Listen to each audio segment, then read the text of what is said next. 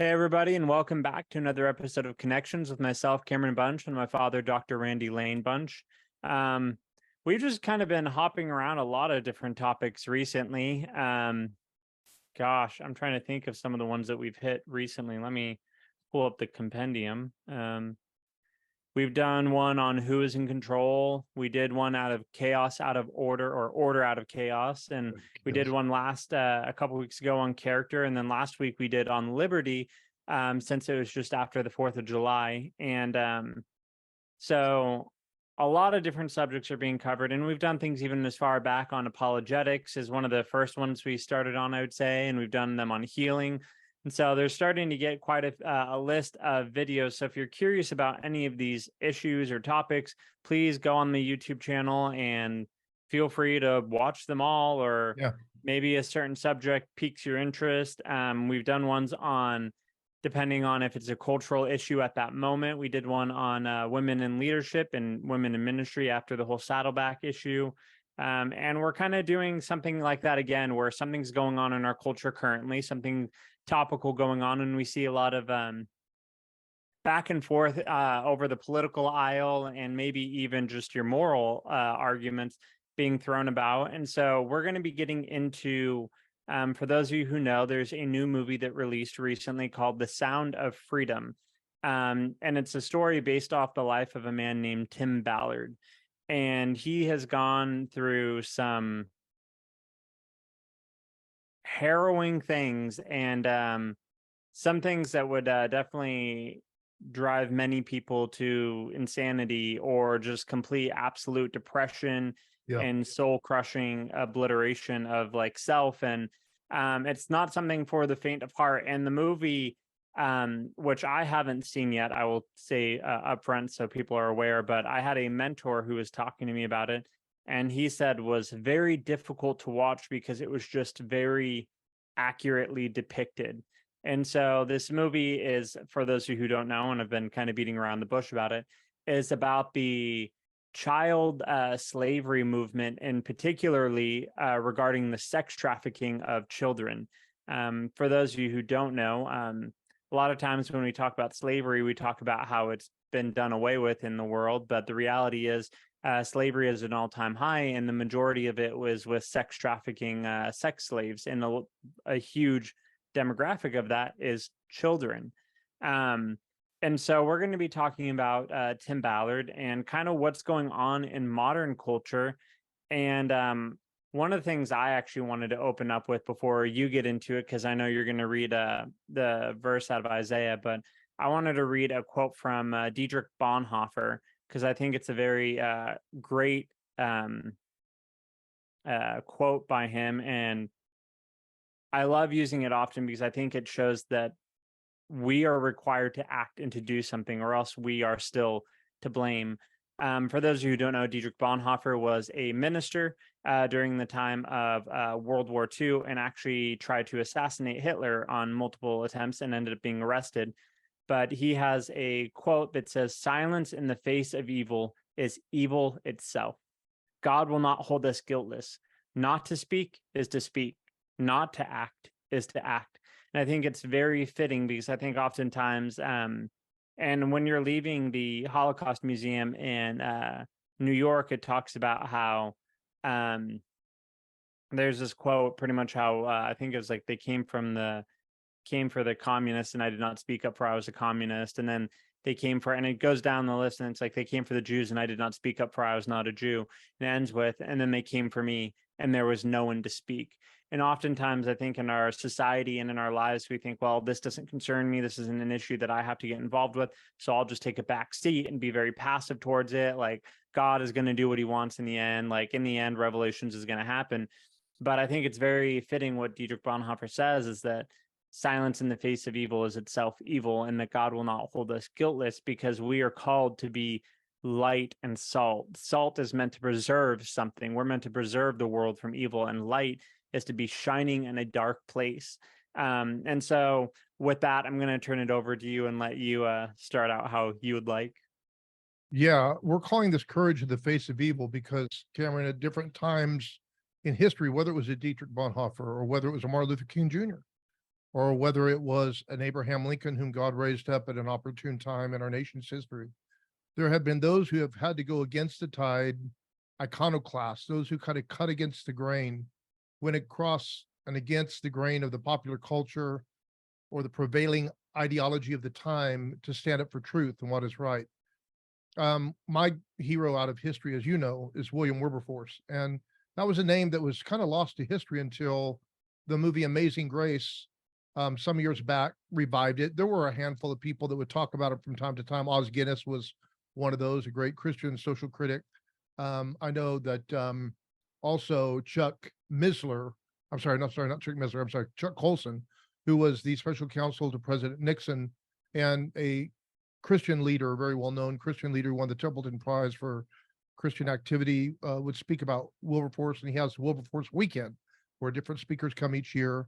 And because I'm a Colson fellow, I, took his course and passed and graduated from that course. I receive an invitation every year to attend that. William Wilberforce was a 5 foot tall member of parliament, but he was the giant of his generation. And that's saying something because in his generation were John and Charles Wesley, George Whitefield, John Newton. But when it comes to reform and changing the tide of culture, it would be hard to say that 5 foot tall William Wilberforce, member of parliament, not a preacher, but certainly a moral man with a very strong moral center, shook the foundation of the United Kingdom to its core. In the 18th century, the 1700s, William Wilberforce came on the scene at a time when England was absolutely, completely morally bankrupt. Child prostitution. In fact, I forget the percentage of women that were prostitutes in general was extremely high. 25% of unmarried women were prostitutes to support their gin addiction. Thank you. And then, yeah, gin was a big deal. Animal cruelty at a level that we can't even comprehend. It would make our dog fighting look like, hopscotch compared to what they had, bull baiting and some of these other things that they did during their day. Public drunkenness was so common that it was nothing for members of parliament to show up smashed and hammered, couldn't do their jobs. And onto the scene walks, first and foremost, John and Charles Wesley, whose revivals absolutely saved Great Britain from moral collapse. And then also John Newton, former slave ship captain turned Anglican priest. He fought within the church. They fought outside the church as the Methodists, who were kind of on the other side of the tracks, if you will. And influencing, both of these were great influences on Wilberforce, who was, as a young man, really kind of mentored by John Newton. Then he was taken away by his family because they thought, oh my God, he's under the influence of these crazy Methodist people. It'd be like, somebody in high church and high society being influenced by a bunch of wild-eyed Pentecostals, so we got to get him out of here, And so he turned his back on God, not like, I hate God, I don't want anything to do with God, but just kind of became secular until he went to, I'll say Cambridge. Was it Cambridge or Oxford? I think it was Cambridge. But anyway, he had an event where, an experience with Jesus Christ where you became truly born again.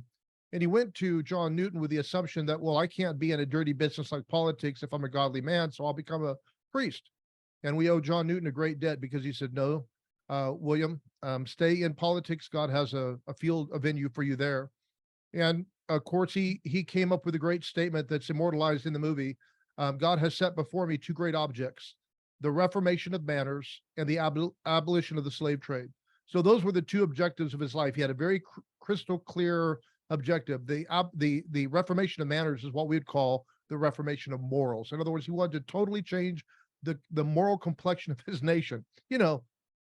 Might as well have high goals, right? But he absolutely did it. He absolutely did it. The reforms that he helped set in motion, he and the Clapham sect, a group of people who lived in Clapham around him and contributed to his work and aided him in his work, so changed the complexion of Great Britain that it ushered in what we know as the Victorian age, which was an age of doing well and, philanthropy and goodness. And it became fashionable to be moral again. And he started all these moral reforms, moral clubs that people had to join to become, proper, if you will. He made it in vogue to be moral, if you will. And even if people weren't moral, they didn't want to appear not being moral. And it's an amazing thing that he did. And then, of course, he was successful at the abolition of the slave trade. And not long before he died, I think 3 days before he died, slavery itself was declared illegal in the United Kingdom. way ahead of us. We had to fight a horrible, bloody civil war nearly 100 years later before that became true with us. And so I'm saying that to say that believers have always been on the forefront of great moral causes. And as with William Wilberforce, there was a great book written by Eric Metaxas called Amazing Grace that chronicles his life. And I highly encourage everyone to read that. But it just shows how much he had against him. And he was a great speaker, obviously gifted by God to lead this charge. And throughout his life, he saw the successes come after many, many, many defeats. And we are now facing another moment in our culture very similar to that. Tim Ballard, whom you referenced earlier, at one time in his career, I think taught political science, and his students would often say, well, if I had been there in the days when the Nazis were, herding people into the gas chambers, I would have spoken up, I would have stopped it. And he said, well, actually, you wouldn't have, because we have another moment before us just like that right now. And what are you doing? And he didn't say it quite that bluntly, but I'm just cutting through all the bull to get there. But he basically said, if we're not doing anything about the injustices we see today, then what makes us think we would have been suddenly bold to do something about a former injustice? There's something about hindsight that makes things clear. And I think it was either Jim Caviezel or Tim Ballard in one of the interviews about this movie, which, by the way, has come under tremendous fire. There have been hit pieces written in popular magazines like Rolling Stone, Forbes. Major news outlets have come against this, trying to associate it with the QAnon conspiracies and so forth. But Tim Ballard has been doing this work for many, many years. Many of us have been aware of him. I've been aware of him for a long time. And there's a verse of scripture I want to read that I'll share a little bit about, just kind of his past, Cameron, so we can kind of just validate his credentials, I guess you could say. But in Isaiah, the Bible says, Isaiah 5:20, woe to those who call evil good and good evil, who put darkness for light and light for darkness, who put bitter for sweet and sweet for bitter. Who would have ever thought that making a movie about the evils of child trafficking would come under fire? Who would think that's a bad thing, to raise awareness so that children could be saved? Here's a man who's dedicated the last however many decades of his life, I don't know, to saving children from the sex industry, from being kidnapped, from being sold into slave, from being repeatedly raped thousands of times in their lifetime. And yet he's being emasculated. He's being attacked. He's being victimized by mainstream media. This is incredible to me. And this should be an enormous red flag to everybody who hears this broadcast. And I'm just trusting that God is going to expose much that's evil in our world. And it makes you wonder, now, why would they be doing that? Why would you want to be covering something else unless somehow you're culpable, you're part of the problem? And I think that's exactly what we find, because we know there are a lot of people that are very powerful that have been involved with this kind of stuff. We know recently about the Epstein plane and the Epstein Island and all that kind of stuff. And there were some major celebrities on that list. And that list has been made public. So I'm not saying anything that everybody, can't have access to. A lot of mainstream stars. I'm not saying that they were over there having sex with underage kids. I don't know what they were doing, but they were there, and they were, at the very least, enabling a man who was promoting this kind of stuff. And so, just to give everyone a brief history, Cameron, then we'll just kind of open this up and talk about various aspects of it. But the way Tim Ballard got started, he was an agent with the CIA, joined the CIA, and then no sooner was he in CIA, I think only like a year, 9/11 happened. And when 9/11 happened, he wanted to, in fact, he was recruited to be a part of, just went right out of my, help me, the Department of Homeland Security. Yeah, that President Bush made after 9/11. And he was called in by his superiors because they said, we want you to pursue this child sex trafficking business that's going on. He didn't really know what was going on. Long story short, they told him, because you're a man of faith, we think you'll have, the moral foundation to be able to handle what you're going to see. So he ended up having to watch videos. They gave him all these videos of this kind of stuff happening. But one of the very first things he saw was, I think it was a 3, 5, and 7-year-old boy being raped on these videos that he had to watch to get a sense of what, and because he had to fill out reports and give details to justify what they were doing. And of course, he had children. He said the moment he saw it, he fell to his knees, dry heaved, ran to the school of his children. He has a lot of kids. He has 7, and then I think they adopted 2 that they rescued, so they have 9 now. And he got all of his kids and brought them home and just wept and cried and held them because he was, and then he said he had to fight PTSD later because of fear that his kids would be abducted just because of the evil in the world. Long story short, he was limited because of the laws of our land. Thankfully, President Bush had passed this law that if they could find an American citizen overseas doing this, victimizing children, they did not have to be on American soil. If it was an American citizen, they could prosecute them as though they were on American soil. The problem was, once he got into investigating this, he found all these, children being trafficked. But if an American wasn't directly involved, he was powerless to help those kids. So long story short, he calls his wife and says, I can't walk away from this. I'm so deep in, I'm undercover. I'm the guy that's going to essentially pull this off. And if I back out, these operations fall through and these kids are lost. So he said, I was hoping my wife would say, be reasonable. Don't jeopardize your pension. Get home, let's, do the right thing kind of thing. And she said exactly the opposite. She said, there's no way that we can know about this and not save those kids. She told him, don't you dare jeopardize salvation. Because she felt that to be morally aware of this, or to be aware of this and not to do anything, would be a moral violation, which indeed I agree. Nevertheless, he launched into this for himself, and then he began to get supporters like Glenn Beck, Tony Robbins. A lot of high profile people began to get behind what he was doing, and he was lionized as a hero even by some of the mainstream media back then. I think CBS had done a special on his work and so forth. But for some reason, Cameron, when this movie came out and began to expose this on a high level, and by the way, this movie just unseated the two #1 movies. First of all, it unseated Indiana Jones as a #1 movie in America. And then #2, there was another one that just came out, I think a horror flick or something, and it unseated that one as well. It's made almost $46 million in the domestic box office. And I'm sure it'll do well over 100 million. This is just 7 days. So I'm sure it'll do well over 100 million just in the theaters, because I haven't even gone to see it yet myself. But I know enough about it, and I know enough about Tim Ballard, where I'm thrilled that this is coming out. Jim Caviezel, who played Jesus in The Passion of the Christ, is the lead character. Mia Sorvino, who was an Academy Award-winning actress in one of Woody Allen's movies, is his wife.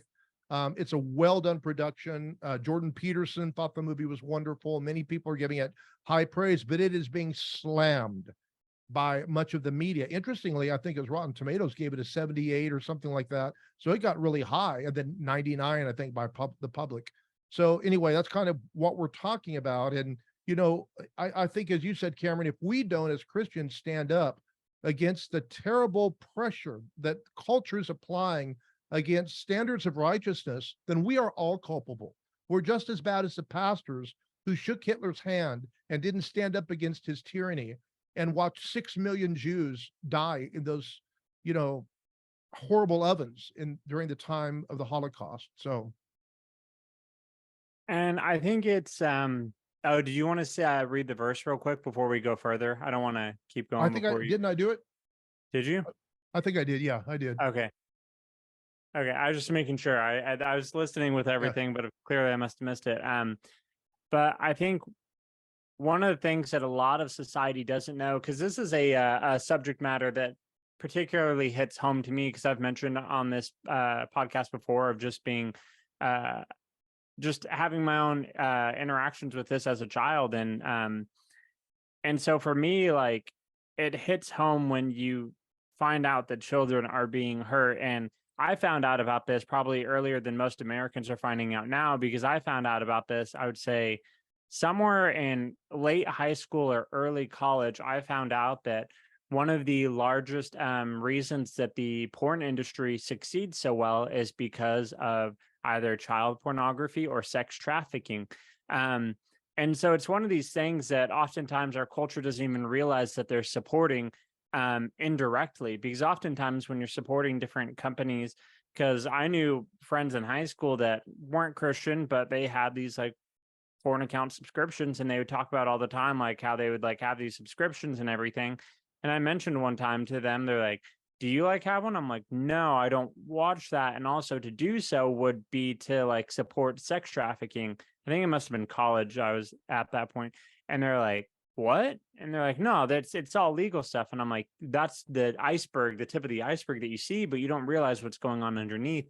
And this has been something that has been a like hidden front that most people aren't aware of, and this movie is calling to light of this is what's going on behind the scenes. And I think oftentimes, like Tim Ballard says, and even you mentioned, he said in his interview of, sure, there are some people that are just maybe very ignorant and don't want to believe it's happened, but a lot of people in industry are culpable and they don't want to speak up about it, so they try to bury the truth.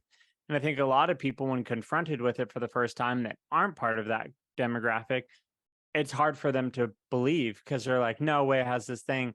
And I mean, it creates this cognitive dissonance of this world that you think for a lot of people, they're like, oh, it's giving me all this pleasure.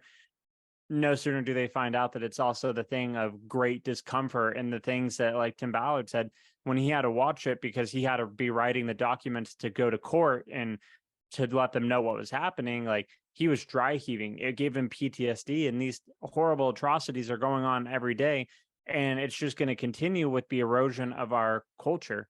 Um, I think we see throughout history a repeated theme of how cultures just end up being destroyed.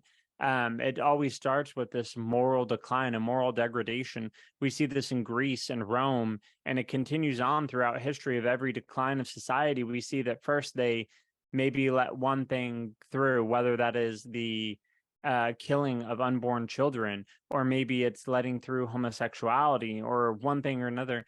And people oftentimes are like, these things aren't like related at all. How is pedophilia and sex trafficking related at all? But the reality is, it's a pull away from God. You're moving away from what is truth, what is right, what is good, what is just. And when you go away from an objective moral law, what do you have but subjective feeling? And I remember when the discussion for LGBT marriage came up, and it was during the time I was in high school. A lot of people were making the argument that if this is condoned, then soon pedophilia will follow behind. And I remember the left got incredibly angry at this sentiment because they're like, this is no way the same. But no sooner did that get passed, and then there are still arguments about it for today of we should allow pedophilia. There are people that are identifying as children and want to be in children's classrooms and in children's bathrooms. And we have this erosion of morality happening, this erosion of what is truth and right. And you can identify however you want and you can feel however you want, and society is condoning it. And soon enough, you're going to see the complete erosion of what is moral and true in America if we don't stand up for it. And the reality is, we are the church and we are called to be the salt of the earth, to preserve it, and to be the light to shine in the dark places. And I mean, the reality is, we see this even happen in the Bible with the children of Israel. When the nations start to fall away from God every time, the reasons that they're sometimes spared is one righteous king will rise up and he decides to destroy every wicked thing that the other kings before him had. But no sooner than that king's dead does Israel start to turn away again, and everything falls apart. And we see this over and over through First and Second Chronicle, First and Second Kings, of just the complete like rise of Israel to the fall of Israel, to rise of Israel to fall of it. And I think it's a beautiful scene in Kings with Elijah on Mount Carmel, because he says, how long will you like waver between two opinions? If God is God, then worship him. Because you just seeing this rise and fall of the nation of Israel repeatedly, of them worshiping other gods. I mean, this goes back as far as look in Exodus with the children of Israel escaping Egypt. And as soon as they escape Egypt and Moses goes up on the mountain, no sooner than he's gone 5 seconds do they erect a new idol. And I think it was John Calvin that made the comment that the human heart is an idol-making factory. And so quickly are we ready to displace God with this any new obsession, any new focus that brings us immediate gratification or pleasure. And we ignore every negative consequence and bypass that occurs when this happens, because just like pornography, so many people are infatuated by it. And I'm not going to stand here and be like some moral high ground person that says like I've never struggled with it. I've talked on this podcast before, I'm sure, about how when I was younger, I really struggled with it. And it was a huge hindrance in my life and something I was addicted to. But never at any time would I have ever said I condoned it. I'd never at any time would I'd say I think it should be supported, because I knew the evils behind it and everything.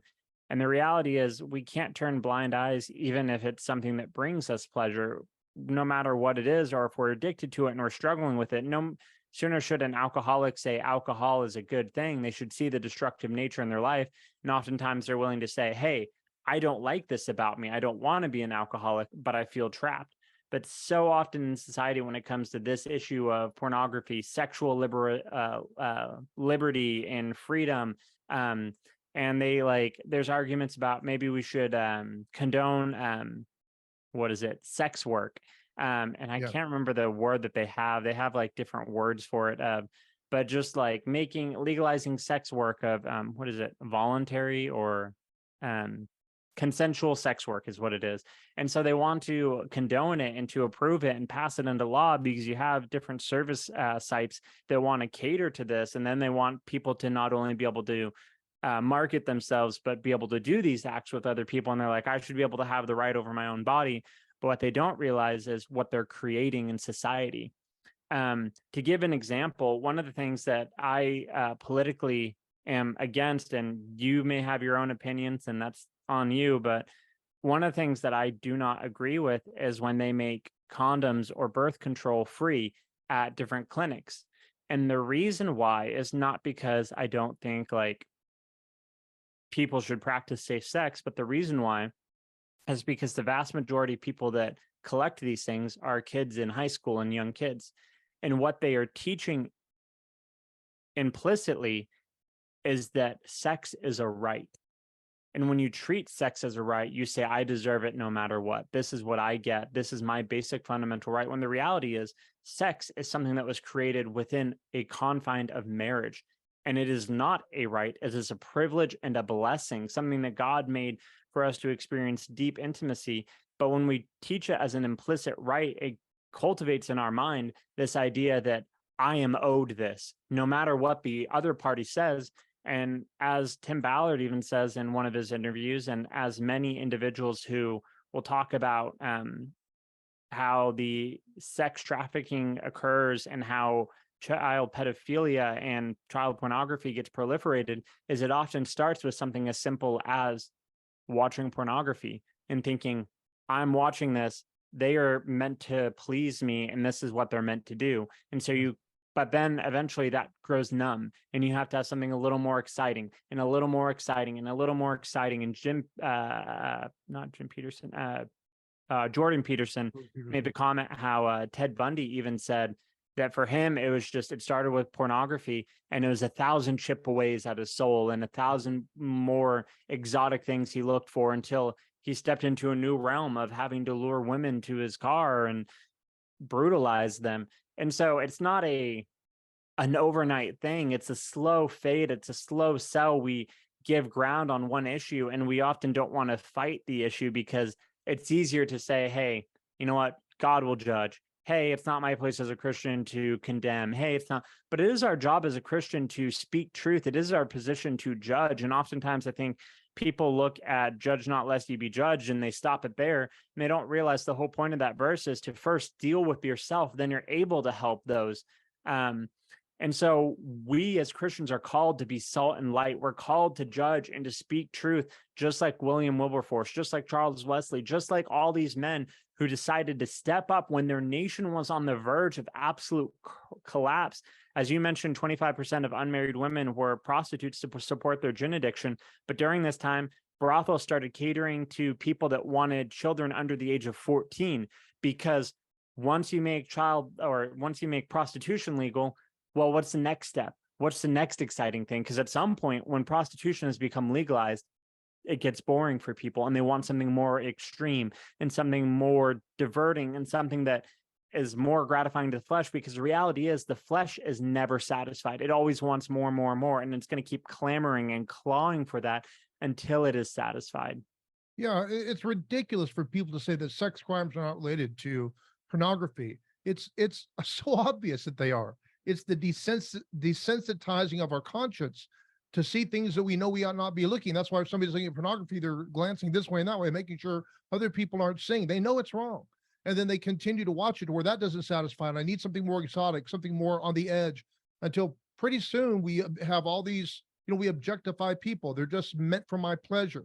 And if we're doing that with somebody we're watching online, there's no reason why we won't do it with a coworker, a family member, somebody in the neighborhood. And pretty soon they become the targets of our pleasure rather than appreciating them as someone made in the likeness and image of God. And then what we do is we rename evil. What do? We don't call it. I remember when I was a kid, Cameron, this, homosexuality started coming more and more out of the closet in the Haight-Ashbury district of San Francisco. Now, of course, it's just become normalized in our culture, but we didn't call it sodomy. We didn't call it homosexuality. We called it gay. Well, that sounds so pleasant. So, and then we adopt the rainbow as a symbol, robbing it from God and his promise not to destroy the earth again. It's funny that they choose the rainbow, and you think about some of the sins that God destroyed the earth for, and then later judged Sodom and Gomorrah for the very things are, the symbol of judgment where God said, I won't do it again. Some of these sins are the very things that God brought judgment upon the early world for. But nevertheless, we don't call it homosexuality or sodomy. We call it gay, or we don't call it pedophilia. We call it a child attracted, or young attracted adults, or child attracted adults. So I was very surprised when I heard even Candace Owens say that she struggled with the issue of should prostitution be made legal, because she's, I guess, libertarian in certain views that she has and wants people to have the right to do what they want with their own body. But she struggled with this. But she was interviewing Tim Ballard, and he made a great point. He said, the problem is, again, once you break down a wall, as you said, we just keep moving the line a little further, a little further. I was one of the ones who said the moment we legalize homosexual marriage, the very next thing that will happen is pedophiles will say, well, I was born that way too, because that was the whole argument. Well, sure enough, I remember the day after it became law that, same-sex marriage became the law of the land, there was some kind of hearing internationally, I think it was over in like Europe, where pedophiles were making the same case. The next day, I remember reading about that. I thought, there it is.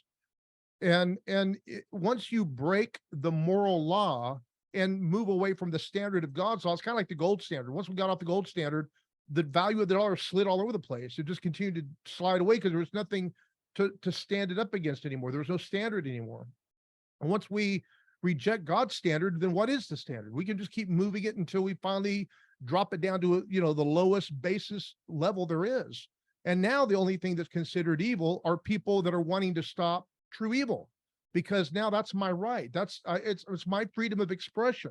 But Cameron, never has the law of the land, or never has common sense said that an individual's rights trump what is ultimately good for society. There has to be boundaries to everything. And the fact of the matter is, children are being victimized. And what Tim Ballard said to Candace Owen, he said, I'm kind of libertarian in some of my views as well. He said, but here's the problem. The moment you legalize prostitution, is exactly what you said. Out the back door, they're going to start making children available for sale, because now they've breached that. They've opened the door, if you will, and then it just opens the floodgates. And there's a greater problem. It's not just a matter of making one thing legal and getting a little closer to something else. It's the adoption of subjective moral standards, instead of understanding that there is an absolute moral ground. There's an absolute moral truth to which we are accountable, because there is obviously a moral lawgiver. And so we've moved away from this as a culture. We've rejected that as a culture. And I'm shocked, Cameron. I am so shocked that you have these major news outlets basically willing to label themselves on the side of these sex traffickers. I don't know how else to say it. But when Rolling Stone and Forbes and other people are condemning a movie that is condemning and trying to shed a light on child sex trafficking, all you can say is they are in the pocket of the sex traffickers. Now, why? Well, because I believe there's people in power, obviously, that are indulging in this kind of sin. And obviously there are power brokers that are moving, things around and pulling strings behind the scenes to try to move the spotlight away from these things. There's money being made in this stuff. This is the fastest growing criminal enterprise in the world, Cameron. And so this is something that if we, the church, don't stand up for our most, we didn't for the longest time. Thank God Roe v. Wade was overturned. But for the longest time, the most innocent in our culture were victimized. That was the unborn. And finally, a little bit of progress has been made to that end. Of course, there'll always be a battleground there. But now we have children, that are being victimized. And this is not something Tim Ballard made up. It was Homeland Security that hired him to go investigate this stuff. This is something this is not done in a corner. The statistics are out there for anyone to read. America is the #1 consumer of child pornography. And so we are the ones creating the demand. And so no wonder that there's an outcry from those who don't want light to be shed upon this, because somewhere down the line in positions of power, there are people that are guilty of this. You know, it wasn't that long ago that Corey Feldman, the child actor, and then later Elijah Wood, the child actor, you know, now, of course, adults, both of them, came out and talked about their struggles with, you know, I don't know, as directors or producers, but people in Hollywood who are trying to take advantage of them as young men when they were children. So this is a real thing. Terry Crews, who's a big, strong man, but he talked about being violated by a Hollywood producer who reached over and grabbed him. I mean, he's like a bodybuilder. He's a giant man. He's the one that moderates on, I think, is America's Got Talent, you know, big, giant man. But he said he felt so victimized and it traumatized him. And he's a big man. He can defend himself. And yet, think about a little child somewhere away from home in some third world country in the back of some dark, you know, miserable hut, half starved, scared to death, being made to participate in these terrible acts to indulge some, you know, businessman or whatever, you know, who knows? God only knows. And thank God there are people courageous enough to take this fight on. But I'm telling you, thank God this movie is, you know, is doing well. I mean, there was even some accusations against AMC theaters saying that, you know, certain of these showings have been sabotaged, and AMC did not like that. And they made a comment saying, no, you know, I forget how many hundreds of thousands of people have watched this movie in our theaters. And even Angel Studio that produced it said they've been a great friend to us. But certain people have said that even going into certain theaters, either the sound didn't work or whatever. I think some of that could be a little bit on the conspiracy side. Who knows? I don't know. I can't speak to that with authority.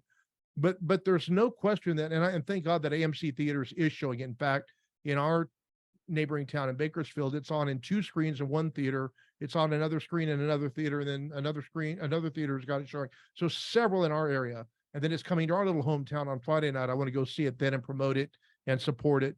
And I just hope that everybody listening to us, everybody that hears about this movie, Cameron, that's a believer or just simply on the side of children and protecting their innocence, will go see this movie and support it.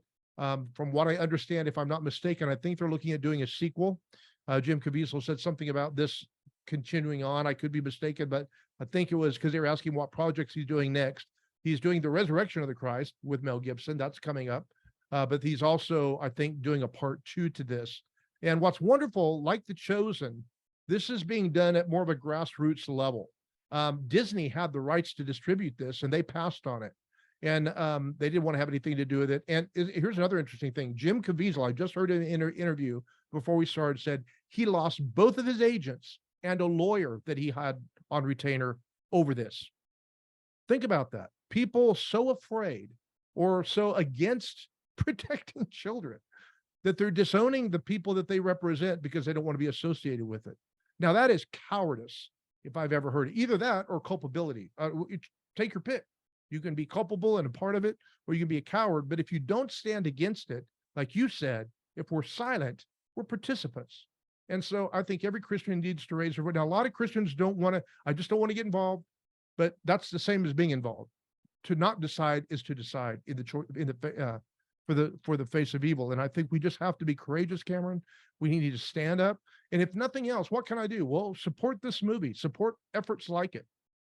I have a friend, Doug Bennett, who is the founder of Magdalene Hope, who rescues women from prostitution and in some cases sex trafficking. And he works with the nation capital in this as well. He helps to rescue some of the women that are in California when he gets a call from Washington to rescue them in our area. And even in California, the 99 corridor is a hugely well-known human trafficking corridor. So this is in a neighborhood near you folks. This isn't something that's happening in some third world somewhere. We're the number one consumers of child pornography in America, and it's happening under our noses. So this is something we must be aware of and somehow participate in to support efforts like the Sound of Freedom and others that are protecting children. I mean, where I live right here in Placer County, because we have Sacramento right near us and everything, is one of the largest hubs in America because some of the largest highways meet right by Sacramento. Yeah. And so there's a ministry, I think it's International Justice Ministries, where lawyers who work pro bono to prosecute and get charged different sex traffickers and free children is here in Sacramento. And then there's other ones that do work all around the world. Destiny Rescue is one that I've been very proud to be able to sponsor and support, because they have, I'm very picky, for those of you who don't know, when it comes to supporting ministries, because I want to know that the money's going to where it's supposed to be going. And I understand sometimes you have to support salaries, but sometimes there's just nonprofits that can take a little much. But Destiny Rescue and international, oh gosh, I just said it. Destiny Rescue and International Justice Ministry are two that are very good about that. Like, it's, I think like 95% of the profits are going to directly affect the individuals. And for people that are like, well, where's the other five? Well, you have to have some type of staff. And Yeah, to say you have a 5% overhead for staff Sure. is not bad at all. Yeah. So, I mean, and most of the people are volunteers, and there are tons. I mean, Tim Ballard has his own group that goes into different countries and works on the ground to do this. Like, so there are plenty of opportunities, but we've said it many times, and I think a lot of times we're very very balanced in the way that we approach things. And as we've talked about before on this podcast, we don't hate people that are part of the LGBTQ community. We love them as Christ loves them, and we want them to come to a saving knowledge of Christ, and we want them to know the truth, because that is going to be the best life for them. We don't say this. We're not people that say like turn or burn. That's never been who we Right. are, because we, Right. if every one of us, and I mean, you and I included, are, if anyone is being honest and sincere, we all recognize that apart from Christ, we deserve hell That's right. because of our own actions, because we're sinful and we're broken. And we recognize that it's only through Christ that people can be saved. And so we're not trying to bash any people right now and say that these people are the worst people, but we are saying that when culture goes this way and starts approving same-sex marriage, this is the trend that has happened through history. I'm not saying it's because of certain people that are part of that community, but I'm saying that historically, this has happened time and time and time again, whether it's England, Rome, Greece, Israel. It's happened time and time again. Empires have risen and fallen because of this very issue of an absolute collapse of moral integrity. And so many times you have Christians that say, well, it doesn't matter who I vote for. It doesn't matter if I stand up and speak. It doesn't matter, but all of that stuff does matter. It isn't the power of one that's important. I mean, if we're talking about God, then absolutely. But it's the church as a whole that moves, and we have to move towards morality. And I think a lot of times Christians want to say that they're just accepting and loving, and so they choose what's friendly or easier and want to go with the flow. But the reality is we can't. We have to choose often what is more difficult, what is uncomfortable, and embrace the reality that that is truth. Because I think it's so easy in this culture that we're part of to just say, I'm loving and accepting of anything that anyone wants. But we're going to see our nation collapse. We're going to see the world collapse into chaos and disorder. And I think it's in 1 Timothy 4 where it talks about in the end times, you'll see people's conscience that is seared. And the reality is you're seeing that now, where people are being desensitized. I mean, if you go back, 50, maybe 70 years, let's go 70 years, in America in 1950, you wouldn't see this nation that would be so okay with people having mass pornography sites and selling pictures and videos of themselves or prostituting themselves. You wouldn't see this America that's okay with same-sex marriage, and you would definitely not see this gender confusion or gender identity or age identity or feeling that you're a child attracted adult. Like, this wouldn't have been okay. And I'm not saying that in the 50s that everyone's response to how to treat those communities would have been okay, because yes, there are not. I mean, we can go back to slavery and say there were a lot of people that didn't treat slaves okay and that slavery wasn't right. But this isn't the same thing. This is a moral decline where ending slavery was a moral progression. Yeah. And so all this to say is that we're seeing a moral collapse in our society, and we need to stand up and fight for it. And it's hard because the arguments aren't easy. The conversations aren't comfortable. But the reality is awkward conversations save lives. And we talked about this when it came to evangelism, that oftentimes we have to embrace awkward conversations because bringing up the gospel is never a comfortable thing with someone who is dogmatic against Christ. But if we never do, then at some point their blood is on our hands. That's right. We're the ones that are called to go, to preach, to be a light, to be salt. And we're not promised an easy journey. We're promised that there will be trials and tribulations, but we can take heart, for Christ has overcome it. And as like Tim Ballard's wife made the comment and Bonhoeffer made, is that God will hold us at some point accountable. He will not hold us guiltless. And as Tim Ballard's wife said, don't put my like salvation on the line and put my salvation in jeopardy.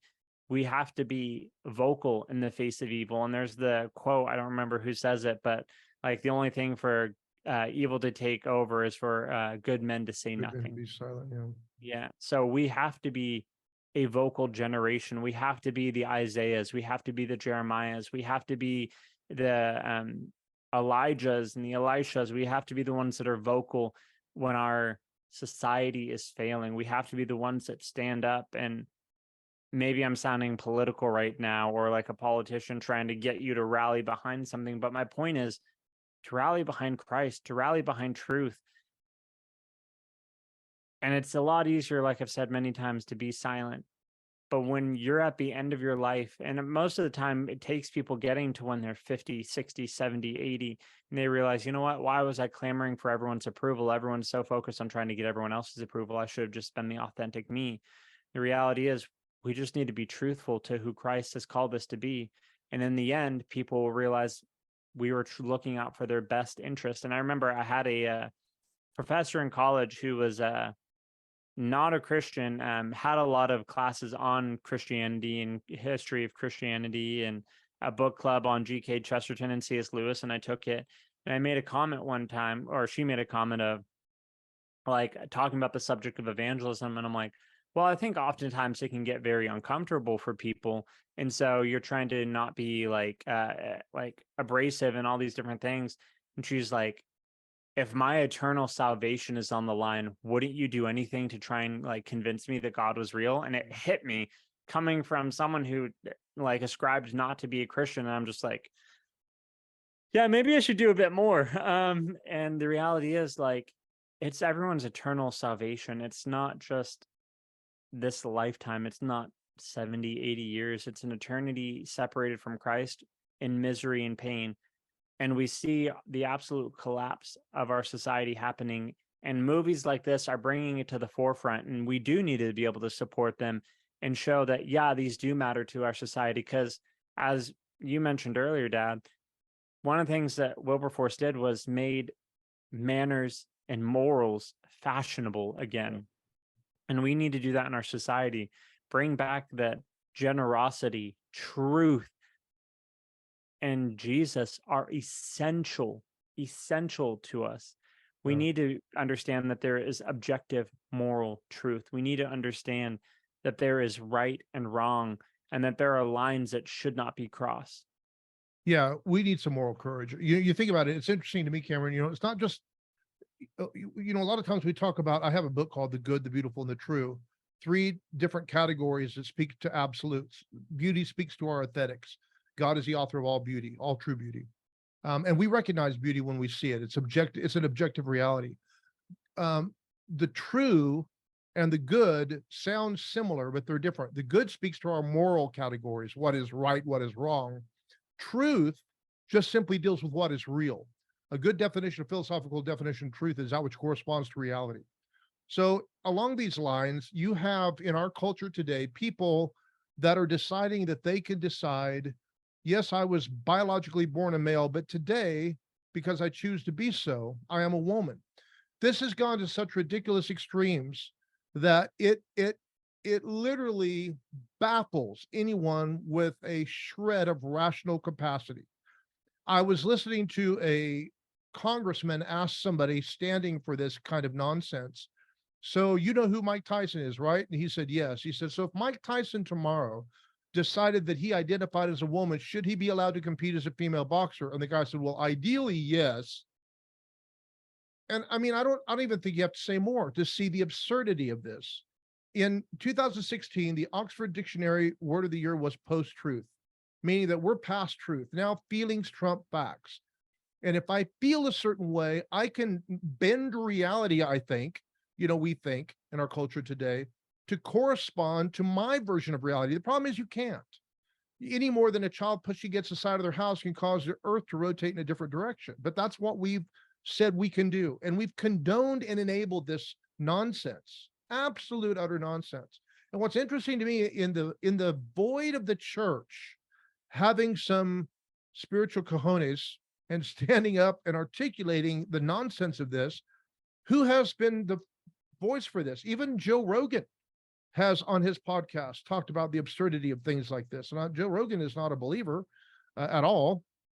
And yet even he has acknowledged, the silliness, for example, of men competing in women's sports, for example, on the collegiate level, professional level, either one. And even, who is it, the comedian? Dave Chappelle. Thank you.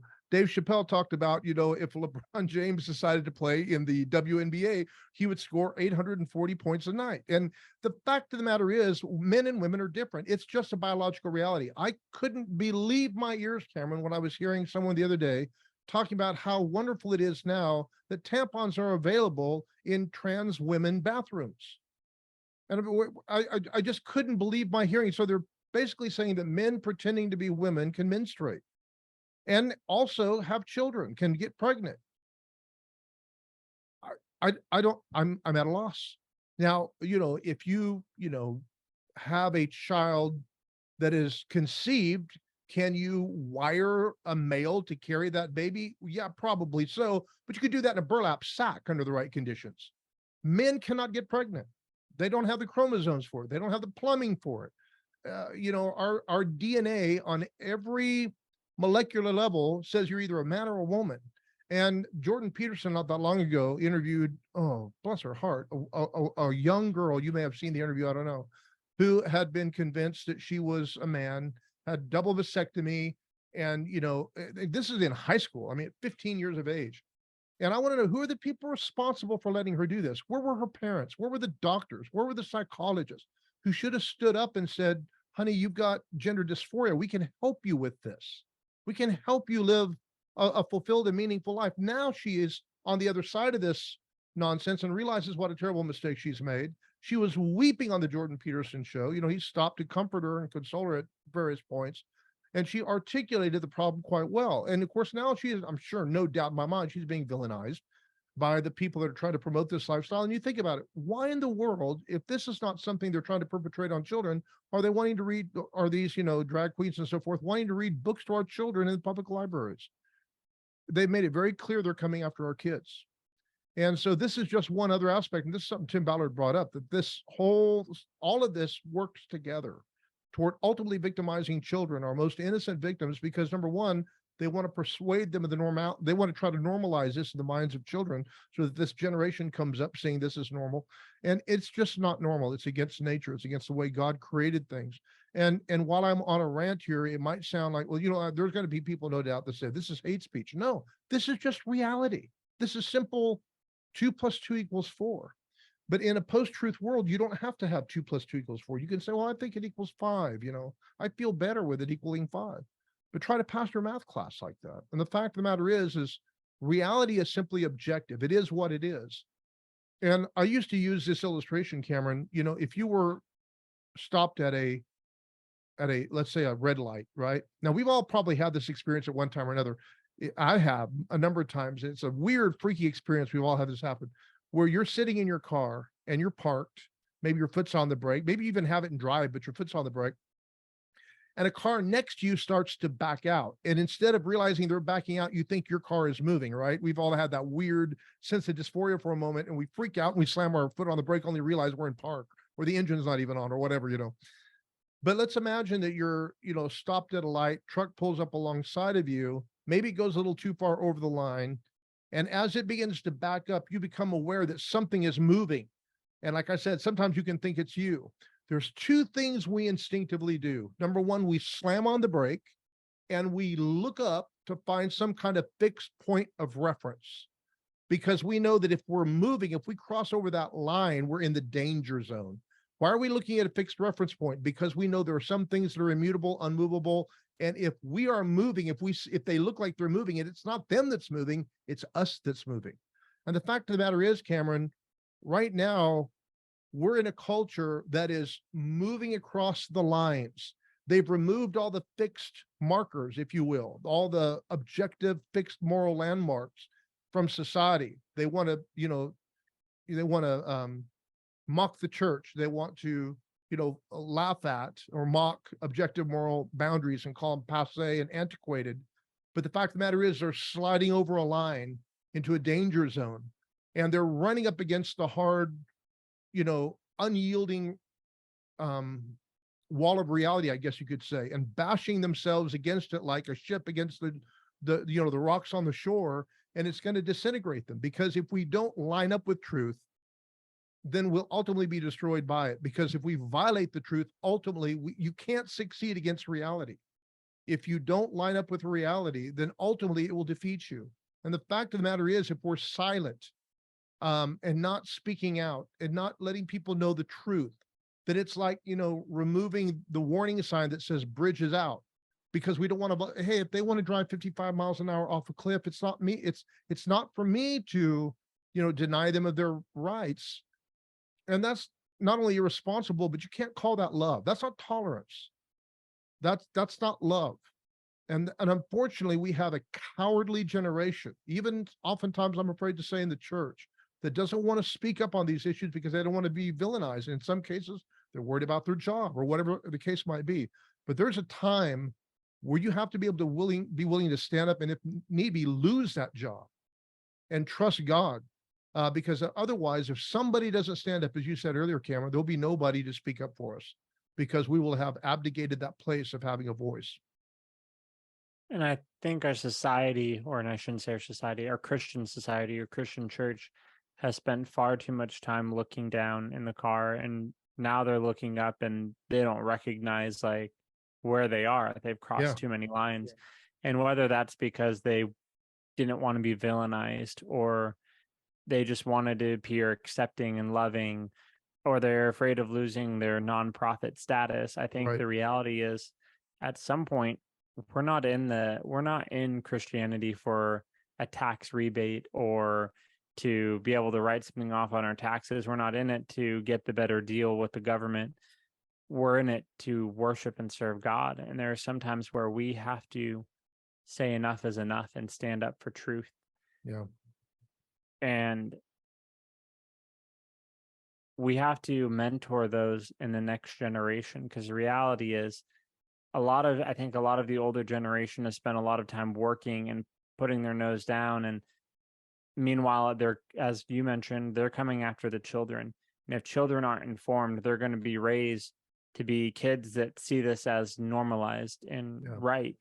And I think one of the worst things we can do as believers and Christians is to neglect our children.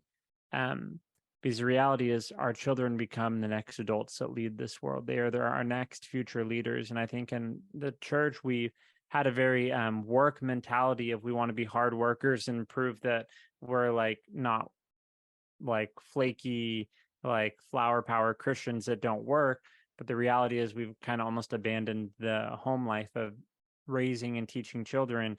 And we didn't, a lot of, I know parents say they don't want to force their children to go to church. And the reality is, I think oftentimes it's not a great argument, because children don't know what's right or wrong for them. right. I mean, if a child comes up to you and says they want a gender change, reassignment surgery, like, you should look at them and think like, no, this isn't normal. Like, we need to talk about this. And I mean, we won't even let like people vote until they're 18. We won't let them go to like war until they're like 18. We won't let them drink until they're 21. Like, but all of a sudden we want to be able to give them gender reassignment surgery at 15 years old. No, that's absurd. We need to be able to, as a church, rise up, recognize where we are, start speaking up for truth.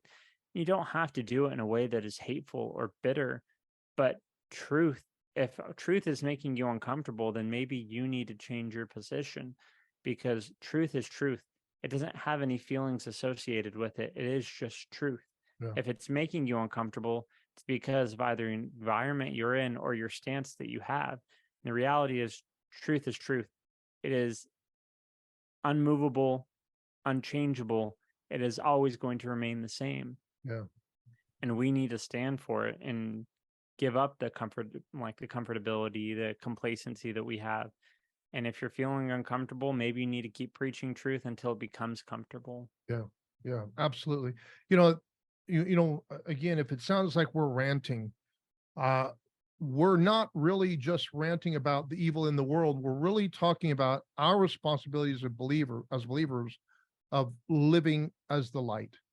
And, you know, this is kind of, I guess you could say, an in-house talk, because yes, we are frustrated with the evil in the world.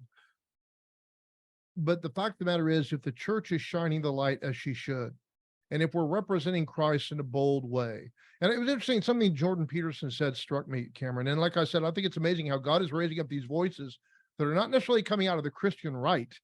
They're coming out of interesting places, like a Jordan Peterson, who is he born again? I'm not sure. I've read his, I just recently listened to his audiobook on was it 12 Rules for Life or whatever, and he quotes the scripture left and right and gleans a lot from it. But and he obviously has a profound belief in God, but where he stands on Jesus, I'm not exactly sure. But the fact of the matter is, he's one who recognizes truth, like a Dennis Prager or Ben Shapiro or whatever. These different people say, oh yeah, they're all right wingers. Well, it's really not so much an issue of politics as it is moral rectitude, just what is real, what is true, what has God said, where do the lines fall as God has laid them. And it's interesting to me that God is raising up voices even outside the church to articulate some of these things, and they're not necessarily political voices, they're moral voices. But Jordan Peterson made a comment that I thought was interesting, and I think it was in the course of him talking to Jim Caviezel and Tim Ballard. But he said that there have been a number of times where he and his family have come under tremendous attack for the position he takes on speaking the truth. And he said, we have found that if we just stand our ground and don't capitulate and just continue to be true to who we are and what we believe and the standard of truth as we see it, then eventually it's not that they're vindicated, it's not that all the problems go away, but they're able not only to weather the storm but come out stronger. And it's amazing because his voice has risen very strong and he's pretty uncompromising in the things that he stands for. And I think this is a lesson the church needs to hear, that too often we're apologizing to everybody. And, oh, I'm sorry, I hope this doesn't offend you. And it's not that our job is to offend people, but our job is to articulate truth, because truth does not swing to the left or the right. It's not liberal. It's not conservative. It follows like a plumb line. And it simply is the reality. You and I are, I think, Cameron, I think you're aware of this image. There's a beautiful image in C.S. Lewis's book, Paralandra. And in this book, this creature called an Eldil, which is like an angel, appears to C.S. Lewis, because he writes himself into this story. And this is a character from another world, like a transcendent character, like an angel would be.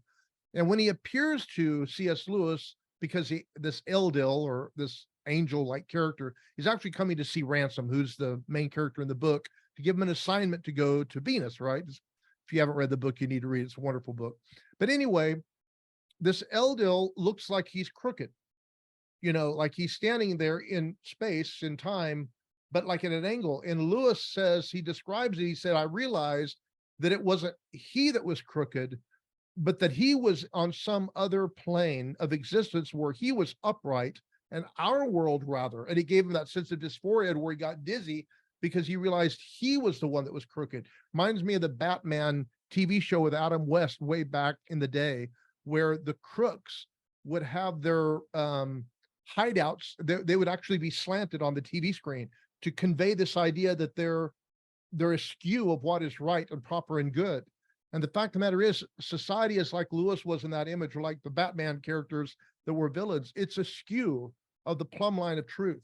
And the fact of the matter is there is a transcendent reality that's bigger than our cultural moment, that's bigger than the United States and what Hollywood is saying or any magazine is saying. It is the immutable truth of God, and we are definitely askew of it. And what we need to do is just cry out to the God of mercy to have compassion, to have mercy on our nation, to bring us back to the standard of reality, not just so that we become some kind of right-wing Christian republic, but so that we can have the favor of God on our nation again. And it's tragic that we're careening down this terrible trajectory where our children are being victimized and people are seeking to justify it by redefining what is good and evil, slapping a different label on it as though that changed good and evil, right and wrong. And again, Isaiah warns about a generation that calls evil good and evil good evil, that makes light for darkness and darkness for light. And we are at that time and point in history. If the church does not stand up and articulate this, I don't know. God has no plan B. It's the church. We're called to be salt and light. And I think oftentimes you hear us talk in this podcast, and I think it's very clear that our leanings are very conservative driven, but it doesn't mean that everything we value and believe is because it's based off a Republican Party or Right. conservative belief. It's Absolutely. based off the Bible. And I'm sure Yeah. there's things that if we were to break down every single political issue to stand on, there's going to be things that we stand on the Democratic side or on the conservative side, or maybe more Tea Party, or maybe more libertarian, or how whatever you have, like it's going to be a wide gamut of things.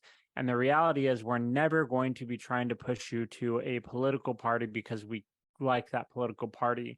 We will push you towards a stance that political party takes because it's what aligns with the Bible. Yeah. When it comes to the issue of abortion, it is unequivocally that it is wrong. Yeah. For anyone that says it is not a life, or you have to deny what the Bible says. And there are Christians that try to, or people that claim to be Christian that try to, and say, well, I don't think the Bible decries abortion. They're not even a human being at that point. But you'd have to get rid of the whole passages of before you were in the womb, I knew you. I appointed you as a prophet to the nations. Or David says he knit me together in my mother's womb. And like, so there's passages where God knew that person before they were ever born, Personhood is before they described were within in the the womb, Yeah. I mean, the person of Jesus Christ was prophesied to appear in Mary before he was ever there. Yeah. So obviously, a life before it is even in the womb has been decided as a human. And to end that life is nothing short of murder. And so for us, it is not an issue of Democrat or Republican. It is a what does the Bible say? And the conservative party, vast majority, comes down on protecting that. And so we defend that. When it comes to issues of homosexuality or transgenderism or ideology, the reality is truth is truth. If you are born a male, you are a male. If you are born a female, you are a female. And to deny that causes more mental illness and issues further down the line, like the woman who interviewed with Jordan Peterson identified. And I would say that Jordan Peterson isn't someone that's 100% conservative. He has a lot of libertarian views. And Right. so we're not trying to point you to him because we think he's the answer. We're pointing you to what the scripture backs and says is that God created them male and female, and that marriage was between a man and a woman. And so everything we are going to push for and point towards is never because that political party or that side of the aisle agrees with Right. it, but because of what the Bible says. And I'm sure we could get into some things of supporting, like James says, true religion is to support women and orphans. And I'm sure there's some conservatives out there that would say it's not our job to support women or orphans, like we all take care of ourselves. And we wouldn't agree with that. We Yeah. would believe that private charities and churches are meant to rise up and support these individuals, that we are called to support them as a church body and as Christians and believers. And that would be against what some conservatives say. So I just wanted to put that out there, that we're never trying to push you towards a political party. We're trying to bring you closer to what Christ says and what the Bible says. And that's the intent of this podcast, is to bring up issues that might be difficult, might be controversial, or might be uncomfortable. Talking about child pornography and sex trafficking of children isn't a comfortable thing to have at a dinner table discussion. You wouldn't bring it up casually with your family. I mean, some of you might, but that'd be kind of a weird family dinner discussion besides of how was school? How was your day? How was work, honey? Did you hear about child pornography and trafficking? Like, so we bring up these issues because they're important to the heart of God, and that there is true biblical backing to it. And so we're not trying to push you towards a political party, but towards Christ. Yeah, and the thing is, this isn't just victimizing children. My wife works with a girl who was involved in one of the after school programs, and she is an adult. She was down at our local Kmart before it went out of business, and was getting out of her car when a white van pulled up alongside her, opened its door, and tried to grab her. And thank God she was able to fight them off. But there was no question what it was. It was a couple of guys that were trying to abduct her to put her into some kind of trafficking situation or rape or whatever. But I mean, this was something that's been known to happen in the area, that, they try to abduct people, take them south of the border, and then you'll never hear from them again in many cases.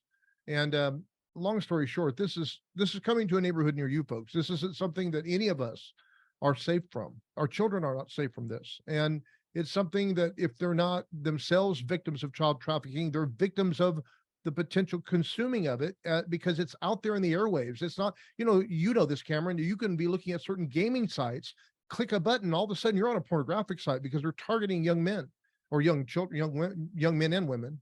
And of course, with our hookup culture and everything else, sex has become so degraded that the idea of it being something to be only partaken of in a monogamous relationship is laughed at today. And yet still we look at the terrible, diseases that are, sex communicated diseases, everything else that we have going on in our culture, the terrible victimization and objectification of women. I mean, we could go on and on and on and talk about all the terrible things that happen when we get things outside their biblical bounds. But the fact of the matter is, we're not trying to tell everybody, listen, you have to be, puritanical today. That's not the primary message. The message today is there are children that are being victimized. And for whatever reason, there are people that are either being silent on the issue or they're literally coming out against people that are standing for the protection of children. And this is something that we just want to kind of sound an alarm. It's out there. All you have to do is Google, sound of freedom, and you'll look at some of these interviews. You'll probably hear some of the critiques. It's interesting to me that, like I said, Disney was so upset about the most recent Indiana Jones movie being succeeded by this movie as number one at the box office, that they were trying to say, well, you can't count pre-sales. And Jim Caviezel was like, are you kidding me? This isn't about money. This isn't about who's number one at the box office, except that it means the message is getting out that people care about this. And it just shows how much Hollywood is out of touch with what's really important. They're worried about the bottom line rather than the fact that kids are being victimized. What does that tell you about where their priorities are at?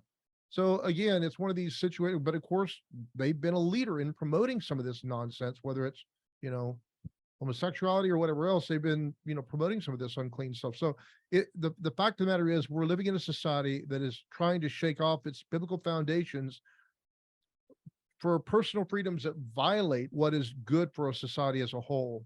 And we have to get back to some kind of parameter, some kind of boundaries that put freedom back in its proper context. What is real freedom? Freedom always requires responsibility. To be self-governed means you have to be able to govern yourself. That means governing your passions and recognizing where the lines must fall so that my personal freedoms don't infringe upon what is good for society as a whole. And unfortunately, we're way past that line. And we need to just believe God for a revival to bring us back to, some kind of biblical semblance of the foundations that we were originally founded upon. So it's a lot. And We've dumped a lot on this today, but there you go. And maybe we'll do another episode sometime on just the issue of pornography. But you made because this is like we mentioned, a starting point, but you made a comment of like coming to a neighborhood near you. For any of you that are parents out there of young children or think that it will never happen to my children, the reality is, and I'm sure you would have thought the same thing for me being raised in the household I was, that it would never have come to me. But the reality is, they're going to be outdated statistics, and I'll have to relook up the numbers and maybe give you better and further statistics later. But from an outdated study, I remember when I was reading a book at the time that was dealing on this topic when I was in college, is talking about how by the time that men and women had been like age 25, I think it was 90 something percent of men had said they had already watched pornography, and 80% of women. And the reality is, there are stats that show that by the time that men are 13 and women are 13, I think it's somewhere around 90% of men have said they've already encountered pornography, and somewhere around 70% of women have. And most of these people go on to be addicted to it. There are literally websites that target children in their pre-adolescent phase, because by the time they hit adolescence, they want them to be addicted. And by the time they start having jobs, they want them to be their number one consumers. They want addictions to form young. And so, I mean, if you're telling yourself like, oh, I don't want to talk to my kid about the bird and the bees because that might be uncomfortable and they're still innocent. I mean, they're only like 13, they're only 14. look, the reality is if they're at that age, and I've known parents and have talked to parents where they're like, my kid would never be there. I haven't talked to them about that. And then they find out that their kid has learned about it through a website watching pornography and they're heartbroken. The reality is you need to instruct your kids at a young age of a healthy environment. Would you rather you be informing your kids about sex education or your child learn from the internet?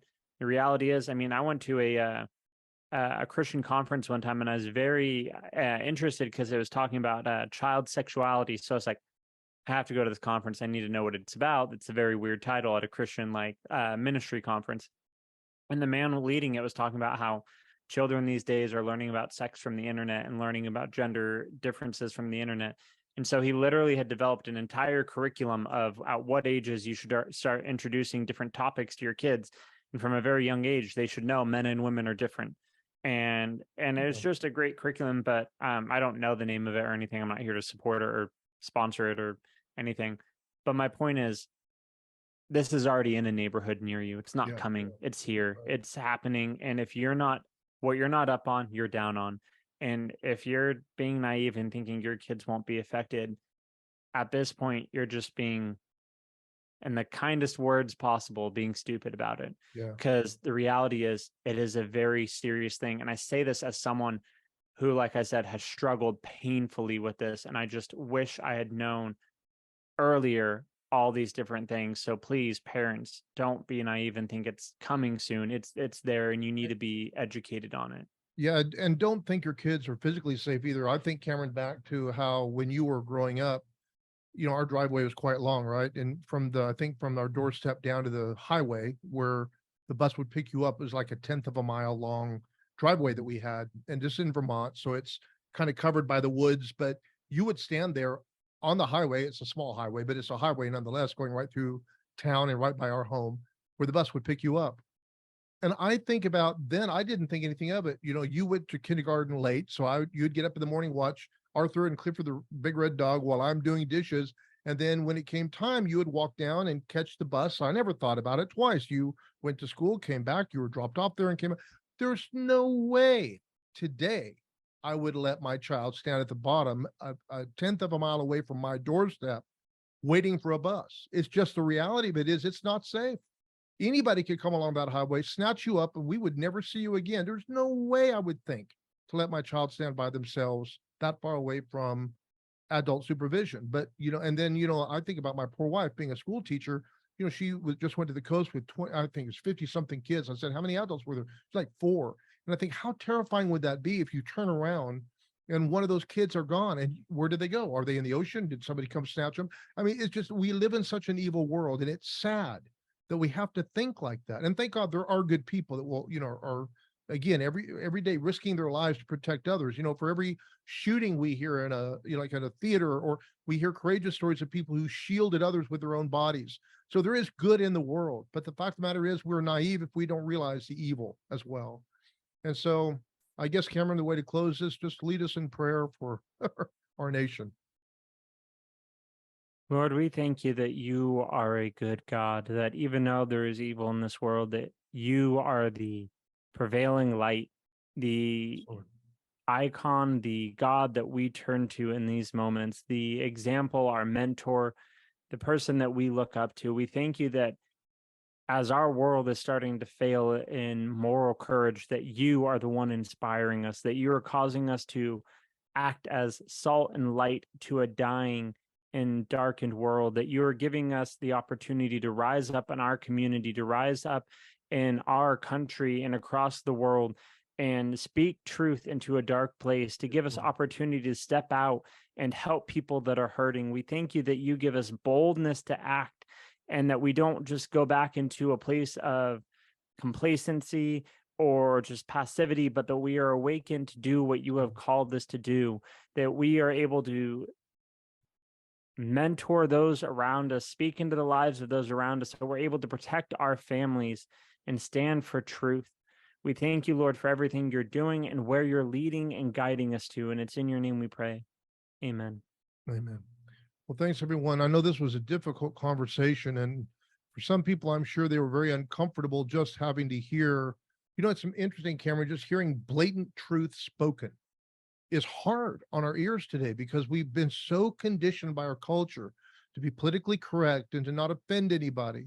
But the fact of the matter is, there's no way we can speak truth without and make everyone happy. There's just no way you can do it. So we just have to decide, much of Christianity comes down to whose side are we on. You think about, Moses, who's on the Lord's side, and those that were saved, those that weren't were destroyed. And Joshua, as far as me and my house, we're going to serve the Lord. And faith means believing loyalty. That's the definition of it. It's believing obedience, believing loyalty, believing allegiance. Whose are we aligned with? And there are so many people afraid of the world. And you made a good point, Cameron. I want to close with this, but this statement needs to be made. So many Christians are trying to kowtow to a culture to appease them, a culture that'll never love you, no matter what you say, no matter what you do. You can compromise your life away. You're still not going to find approval with them. And if you do, God forbid you do, because friendship with the world is enmity with God. But you can sell your soul to please others, and they'll just decide they don't want you anyway. But God always wants you. He always loves you. There's always acceptance with him. So stand your ground, stand for God, be aligned with Christ. Say, yes, Jesus, you're Lord, not Caesar, not culture, not Hollywood, not, flipping Rolling Stone or whoever else. Jesus is Lord, and he's Lord over my life. And he's the one I'm going to follow. He's the one I'm going to obey. Are we perfect? No. We've struggled with stuff. Cameron's talked about it. I've struggled with that stuff. But thank God there is a Savior who loves us. And if we'll not condone our wrong, but own it and take responsibility for it, he'll deliver us, save us, and rescue us, thank God, from our own faults and failures. And so thank God for the mercy of God, the grace of God. It's there for each and every one of you. If you don't know Jesus, call on his name. Whoever calls on the name of the Lord will be saved. You can just say, Jesus, save me. I'm a sinner. I can't save myself. The thief on the cross said, Lord, remember me. That's all he said. It wasn't theological. It wasn't deep, wasn't even profound, but it worked. And Jesus said, today you'll be with me in paradise, and you can too. Know the paradise of a relationship with Jesus Christ. We will love you guys. Thank you for joining us, and we will be back again next week. Maybe we'll talk about something soft and easy next week. I don't know. Probably not, but we'll see. But anyway, love you guys. Thanks for joining us tonight. We appreciate you.